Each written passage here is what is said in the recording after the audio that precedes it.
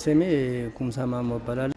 ቀደም ሲል በካርታ ዙሪያ በጣም እንግልት ነበረ። ከሁለት አመት በፊት ለካርታ ዲጂታል ለመቀየር በጣም ተንገላተን ነበረ። ግን አሁን ቆንጆ ነው፣ ተስተካክሏል። በጣም አሁን ተስተካክሏል። አሁን አመት ባልሞላ ውስጥ በ6 ወር ነው አሁን ዲጂታል ካርታውን የወሰድኩት። ተሻሽሏል ከበፊት ከነበረው። በፊት የነበረው ሰዎችም ከቦታው ላይ ተነስተው አሁን ሌላ ሰው በመተካታቸው ጥሩ መስተንግዶ የተስተናገድን ያለ ነው። ዲጂታል ካርታው ደግሞ ወስጄ ያለሁ።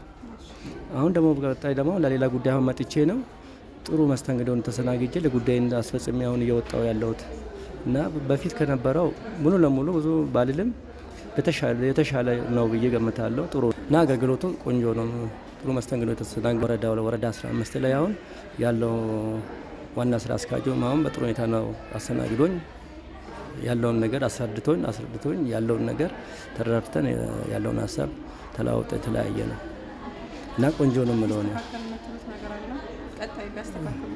ቀጣይ የሚስተካከል የምለው ምንድነው ትንሽ አንዳንድ ቢሮዎች ውስጥ ያለ መግባት እና አልገባም የሚለው ነገር አለ።